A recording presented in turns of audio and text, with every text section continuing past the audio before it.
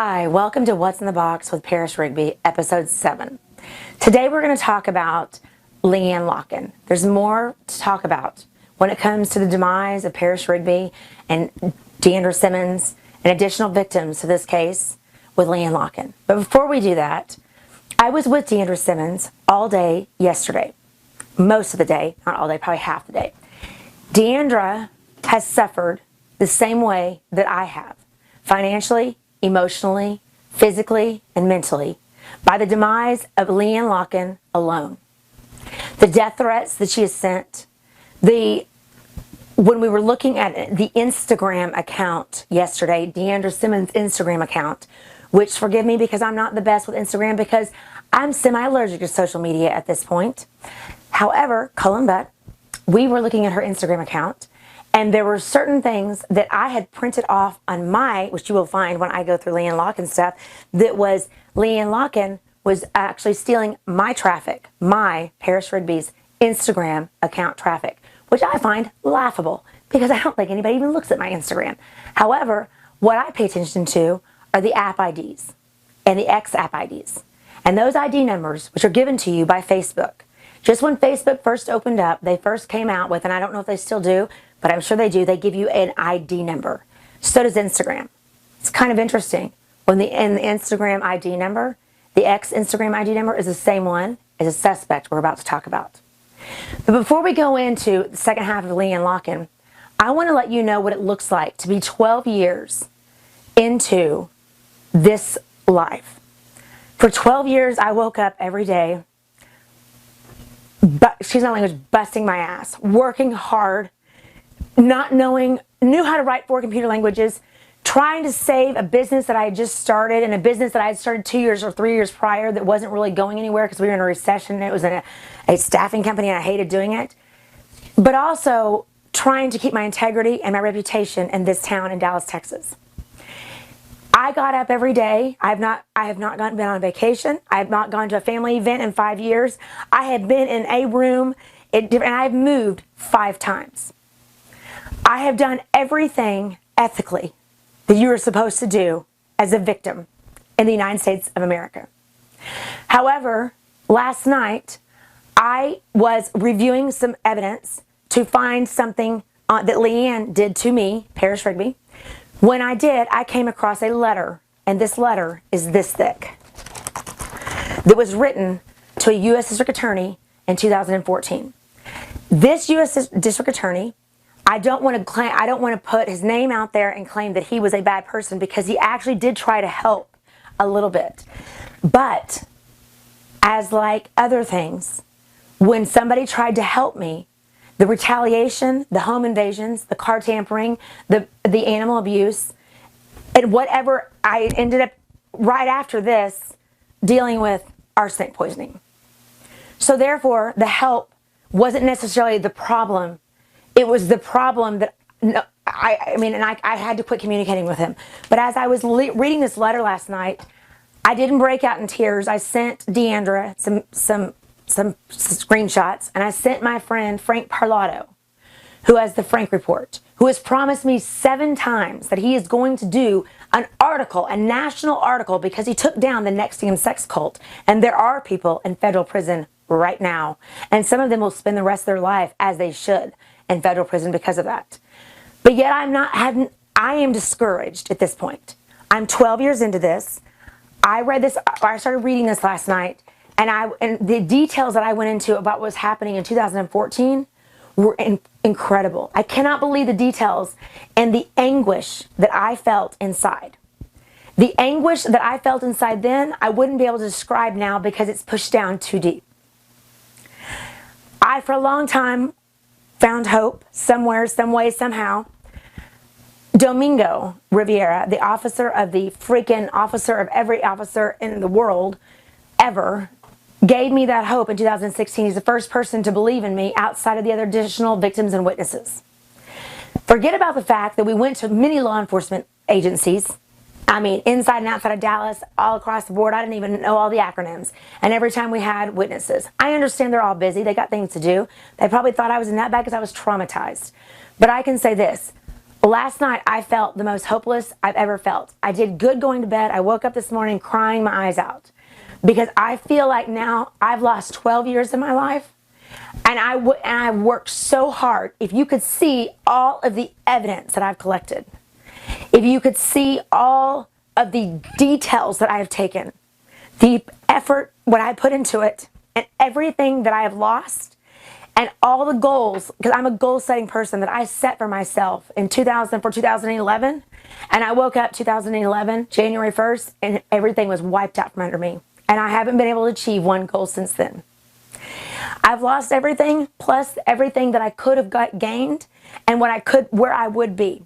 And not only have I lost that, but I've also been scrutinized. My family's been horrible about it. Not my mother, but the rest of my family. So last night, I decided, it hit me in the face like a ton of bricks, like the bomb that was just discovered a couple of weeks ago in Germany. It hit me in the face that not only have I lost 12 years of my life, and not only would I wake up every day finding hope, I don't know that I have that hope. I'm not anywhere near like ending life or anything, but I've realized that not only that, I don't have a future. Because I will be 50 in October. I was 37 when this started. And based on what was going on and how traumatized I could express myself to be in 2014, I couldn't express those emotions now because I'm numb to them. I have put myself through the most agony and anguish that I could ever imagine. And if you don't know me, Parris Rigby, and how strong I am and how mentally strong I am, and I learned some of my mental tactics from an ex-Navy SEAL named Clint Emerson. He explained to me how to be mentally strong in 2016. Then you wouldn't understand. But if you know me, and if you had the balls enough to come look at this evidence, because nobody else but Domingo has, then, oh, by the way, you would realize that not only am I telling the truth, but there are other people suffering. Deandra Simmons has suffered 6 years because of one of the suspects in this case. Other people have suffered. I have suffered so bad that it hit me. I don't have a future. There is no future for me. I've not only lost everything, I'm paying for a car, my second car, that is tampered. Last week, 5 a.m. in the morning, it was discovered by 2 witnesses to be running. That's the second time that's happened. But this time, I didn't have the balls enough to even look to see if there's a tracker. Because the first time it was found running, in January of 2022, I didn't realize. I just was so freaked out that it was running. I didn't want to go into trauma mode. And by the time I got in the car on Monday morning, this was a Friday night, I couldn't touch the brakes. And I knew or the pedal. And I knew something was wrong because I have little feet. And there were wires hanging down. And we found the tracker. Domingo actually unscrewed 2 screws from the splicer from the tracker.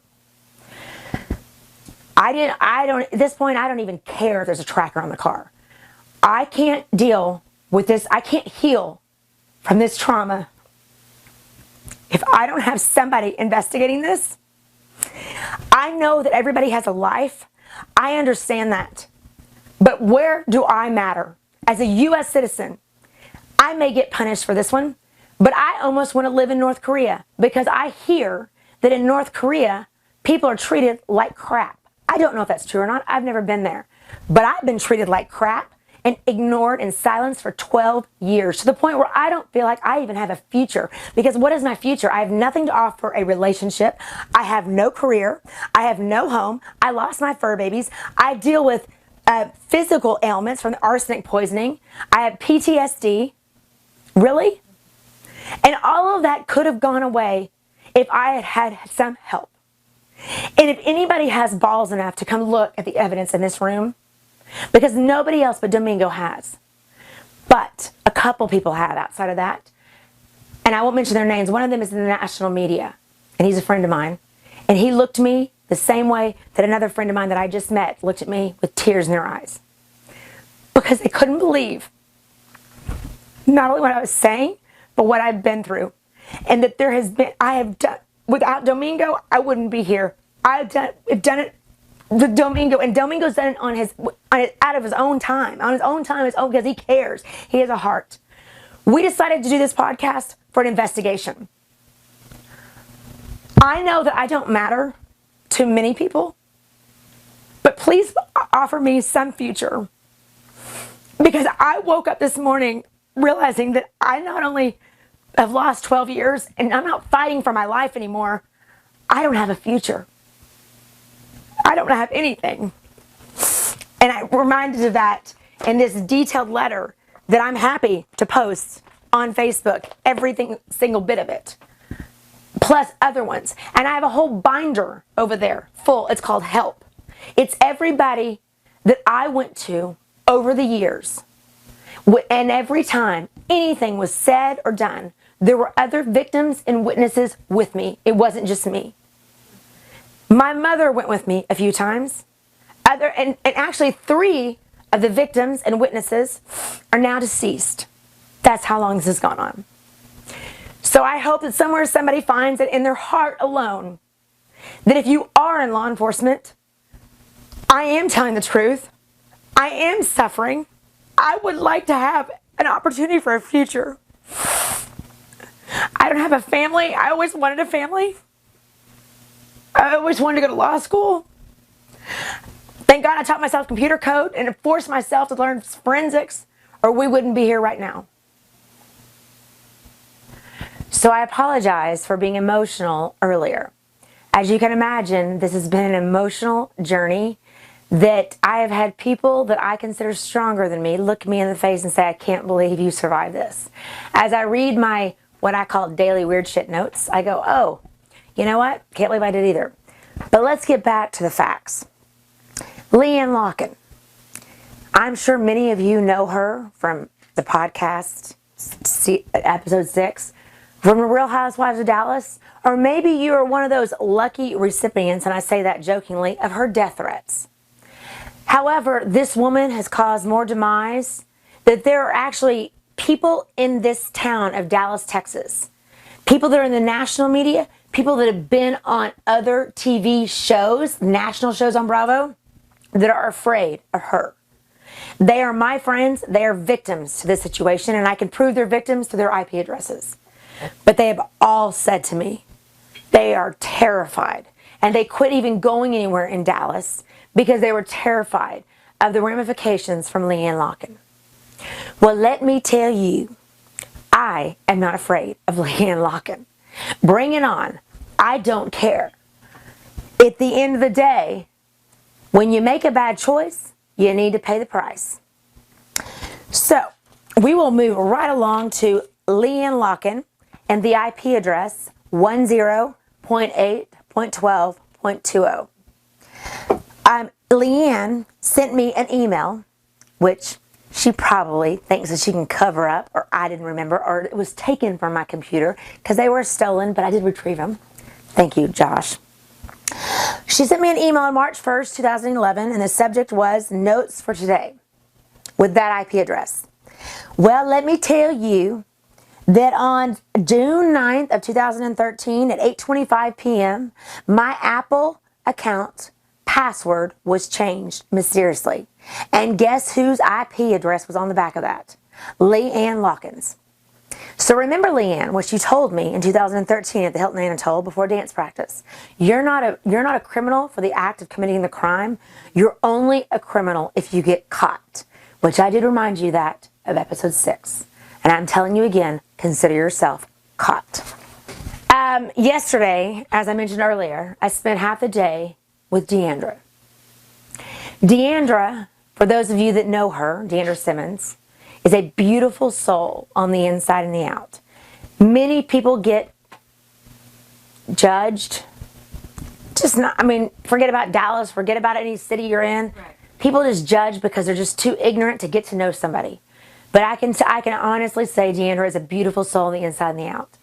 Deandra has, at times, contemplated suicide based on the demise that Leeann Locken has brought her. The death threats, the financial sabotage that has happened, the Instagram account that Deandra Simmons has, and that she has an Instagram account. She does not buy her traffic. She doesn't buy her likes. She doesn't buy any of that. And I know she doesn't because Parris Rigby, let me tell you, I spent half a day there yesterday and I've spent many hours prior to, and I would have seen it in the code. And let me tell you, unlike Leeann Locken, who I do not know for sure, but I have been told does buy her likes and her followers. I cannot say that for sure. I can say that was third person verified, third person people that were, I trust. But regardless, Deandra doesn't.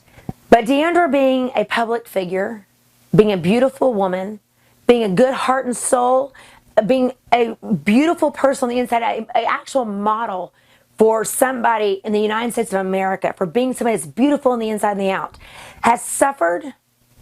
I can't decide if I've suffered more or if she has. But it breaks my heart. However, yesterday on that Instagram account, I don't know much about the Instagram account ID numbers like I do the Facebook ID numbers. I give you app ID numbers. But I can tell you that there are a lot of similarities, and Deandra's traffic has gone down. Deandra has actually lost. Leeann Locken would know, being an influencer, that you cannot get sponsorships, as I learned yesterday, without a 3% of your followers. Well, Deandra Simmons, her followers have mysteriously decreased. The same way that my Facebook pages, which I am not an influencer and I didn't care, but I found actually in the code from the emulation of my accounts, and now I finally realized exactly how the emulation was happening. But they would Leeann and Cheryl, depending on who was logged into my account at the time, would rewrite the HTML code into the JavaScript and would reduce my follower count and my like account or whatever account. But Parris Rigby doesn't care. But when it comes to Deandra Simmons, it is a matter of her getting financial gain or not. But I can tell you one thing, Parris Rigby's no dummy. In November of 2022, I had to unblock Leeann Locken on my Instagram account. And I don't really know much about Instagram, but by the time Instagram was around, I was allergic to social media. So I went to November of 2022, and oh, by the way, I can tell you exactly what day it was. And I went there, and I unblocked Leeann Locken, and then I did what was called right-click inspect element. And you know what I found? Guess what? There are two Parris Rigby Instagram accounts. The first one, Leeann Locken, set up herself. And I had heard about this for years because people would say they'd contact me on Instagram. And I'd go, well, that's interesting because I don't have an Instagram account because I was allergic to social media after 2013-14. But they would say that to me, and then I went to it and I right-clicked myself. Yes, Leeann, you're busted. So yesterday with Deandra, what happened was we right-clicked inspect element. And when I went in November and I found in Leeann Locken's Instagram travel account, inspect element, anybody can inspect element. You just have to know how to read the code, whether it's HTML, JavaScript, whatever it is, CSS style sheets. You got to know what you're looking at. Well, I happen to. You don't have to be a hacker. You can be an ethical individual like I am. You can be somebody that was wanting to save their own life and to understand what was going on technology-wise, and therefore to read the code behind it. And I learned how to track, and I clicked in on Leeann's account, my name, Parris Rigby. Not only was Leeann stealing my traffic, and I have the screenshots for it, there was a phone number attached to it. You know, I've had a lot of phone numbers over the last 12 years. You can only imagine how many times I've changed my phone or changed my phone number. That number, I didn't know. And you know what? I didn't even look it up. But what bothered me was yesterday with Deandra Simmons, because she needs 3% of a following to get a sponsorship. And that 3%, Deandra has been missing out on tremendous income, not only from her business, her beauty line, which I can say, look, I have no wrinkles. I'll be 50 in October. I've never had Botox. I know what I'm talking about. I do my research. Deandra's line does work. And I've never had Botox. So I've never had a facelift. Probably need one after this. But however, I can say that Deandra is suffering technology-wise, and especially from these sponsorships that she could have, because Leeann Locken is emulating that account. And I know that when Instagram assigns you an app ID, that would be like a social security number. No, me and the wonderful, amazing Officer of the Year, Officer of the Century, Domingo, we wouldn't have the same social security numbers because as the same Deandra and Leeann and myself would not have the same Instagram app IDs. Now, Deandra has called Instagram, and they have said to her what I have been told over the years that I gave up. By the time I had Instagram and found out that Leeann was actually in my stuff, I didn't care. They said they didn't see what she was seeing. That's because it's rewritten in the JavaScript. And it took Parris Rigby reading a lot of code, probably getting brain damage from all of it. But I want to tell you that at the end of the day, it is a federal offense, whether you are in somebody's stuff online or not, in social media. And if it comes to a financial gain, loss, or increase, whether you're holding somebody's stuff for ransom or you are causing somebody a financial demise, that is a federal offense. And that is not citywide and that is not state. So on way back in 2013, Leeann Locken, with the IP address 166.147.78.254, not only did she log into my father's Facebook account, and she denied this to me when I asked her about this at Kent Rathburn's.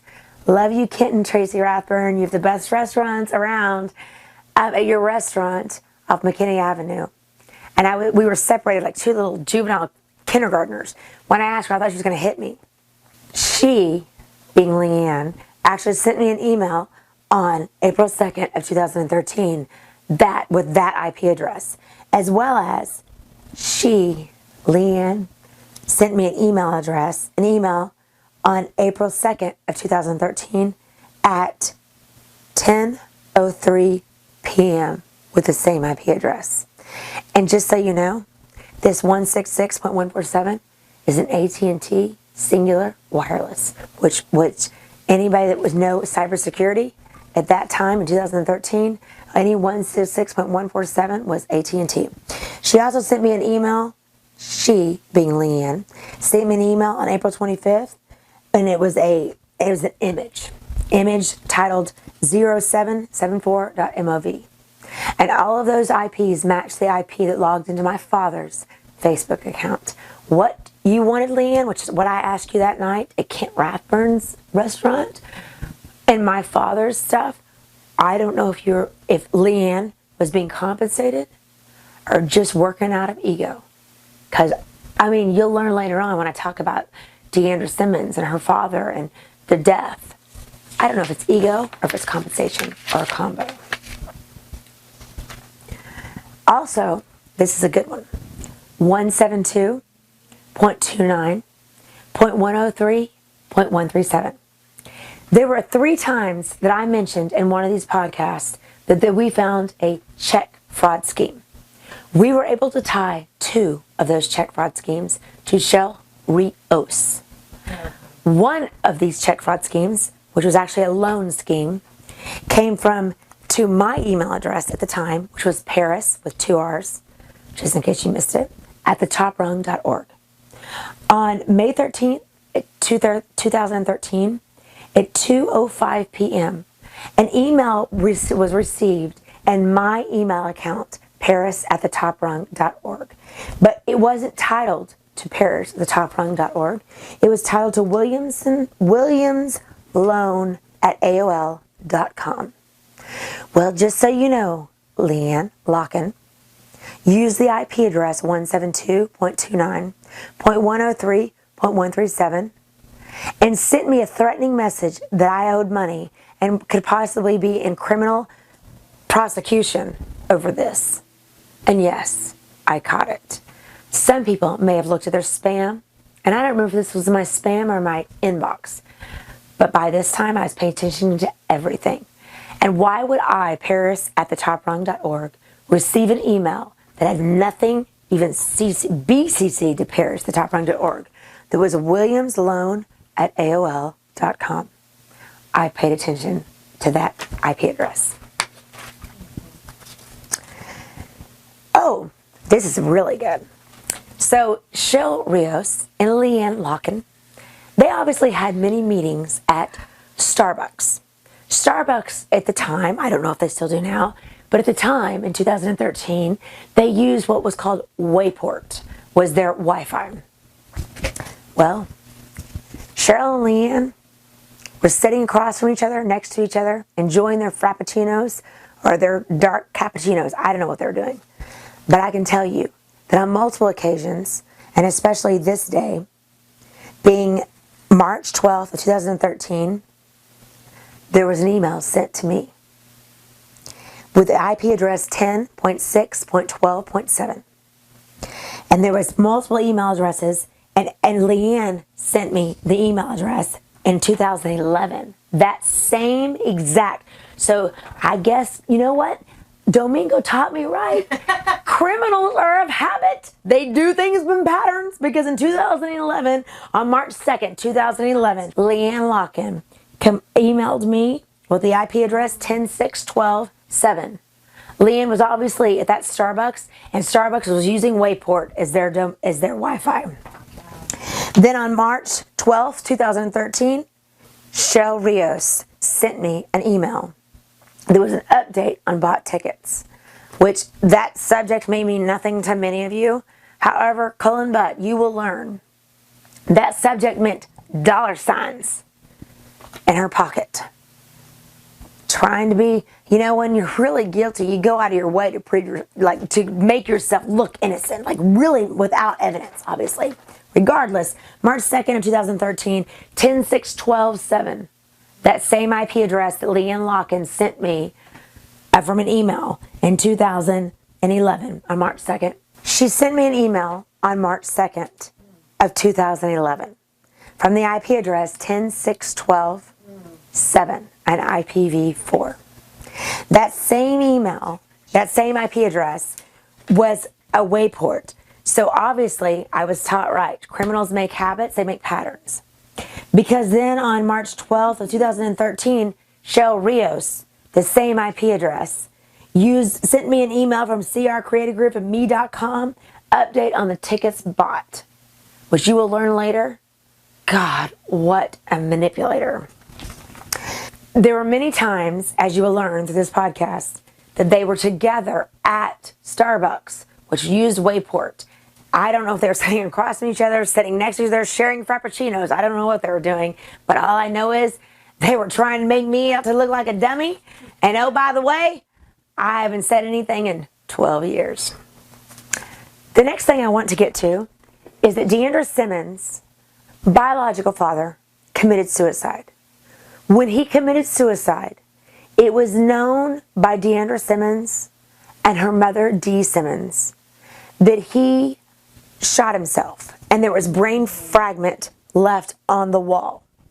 Leeann Locken took it upon herself in 2021 to accuse Deandra Simmons of lying about the autopsy report or the medical examiner's report. The video is right here. My question is, was Leeann lying to make Deandra look bad so she would lose sponsorship and financial funds? Or did Leeann hack the system the way that she has so many different ways? Here's the video. Oh, and if you don't believe Deandra's a liar, remember all the times she said she cleans her daddy's brains off the wall? Babe. Seen that ME report. Bullet never left the brain.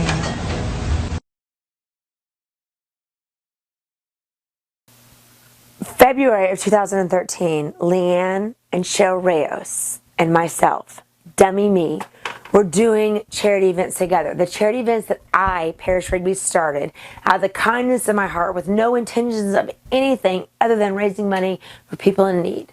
Clearly, Cheryl Rios and Leeann Locken had other intentions. And those intentions can be proven over and over and over again. For example, why did the Dallas Can lose their federal scholarship money? And why was everything being re-siphoned? Cheryl Rios.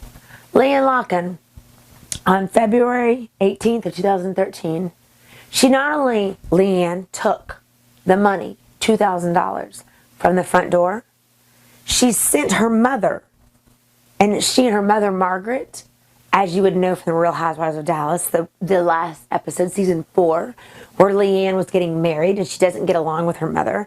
Her mother, in my opinion, is very smart. Who wants to deal with a psycho? So Gail Margaret Locken was sent $1,800 the same night from my PayPal account that was supposed to go to our events. Leeann tried to rationalize that by saying that she bought tables at charity events. Well, let me tell you that I have said from day one, buying, nothing against you and your luncheon people and your charity events and luncheons, but I never, ever approved, nor gave, or nor said that you could ever buy a table at a charity luncheon, ever. Because that is not giving the money that is the net proceeds to an individual or a profit, ever. But that was what Leeann wanted to do. It was recognition. And that right there was about a month later. All of my emails, as Josh will tell you, were stolen. Because there was an email train. And obviously, Leeann likes to record conversations on the phone. Be careful, because when you talk to her, she'll record them. But I know the higher branches, the FBI, the Secret Service, they know the difference between a recorded conversation and a recorded conversation that has been spliced. Because Leeann thinks she's above everybody in splicing conversations. You go back, and Leeann sells her cell phones, or at least she did in 2013, her cell phones or iPads and her computers every 6 months. She sold them on eBay, and then I guess now it would be Facebook or whatever, and now I know why. Because of the illegal activity that she was doing, and it was absolutely unbelievable. But stealing $2,000 from the front door, the cash, and Leeann actually made Gary, our guy that was the man that was the supplier for our big, I guess what I called our events, our big, props and things at Shag Carpets. Leeann made him pay $20 to come in, but she took $2,000 from the front door and sent her mother's PayPal account. Which I'm wondering, Margaret Locken, did you know that your daughter had an account in your name? And $1,800 was sent that night. There was no excuse for that. And I was adamant, and I was mad, and I have always said from day one, you will never buy a luncheon table. That's not what giving our net proceeds means. Because that's not how I started things, and it was never how I was going to do things. And so those emails that were siphoned from my computer and that conversation that was had, I hope somebody finds it. Because Leeann sold her devices. Go back.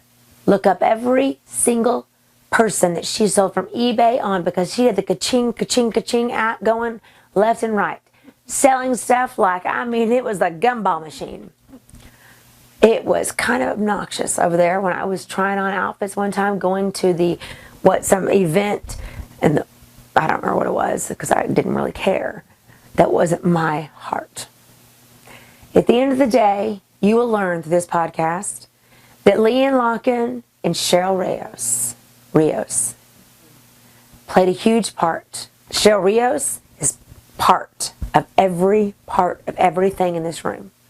And Leeann Locken, in 2013 at the Halloween party in which you stole $2,500, guess what? Fred Robinson called me and said, Leeann's not sure which side to jump on, yours or Cheryl Rios's. I can tell you, Leeann, you jumped on the wrong side. It just took a little while to get there. To all the men and women in blue and all of our military, thank you for everything that you do. Because you do put your life on the line, and people don't realize that whether you're working in the police, whether you're working in the FBI, the Secret Service, or any acronym, because I'm not sure of them all, that you're putting your life on the line when you do any form of witnessing, testifying, going to raids, everything. And for that alone, and even though I've had no justice, I still want to say thank you for your service.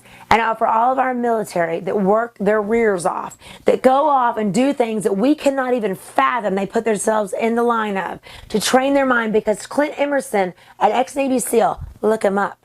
You might be impressed. He taught me how to train my mind. Otherwise, between he and Domingo Rivera, I probably wouldn't be here. Therefore, I want you to know, thank you for your service. Because when I have a voice one day, I'm going to make damn sure that our military, our law enforcement are paid like our athletes. Because it's not right.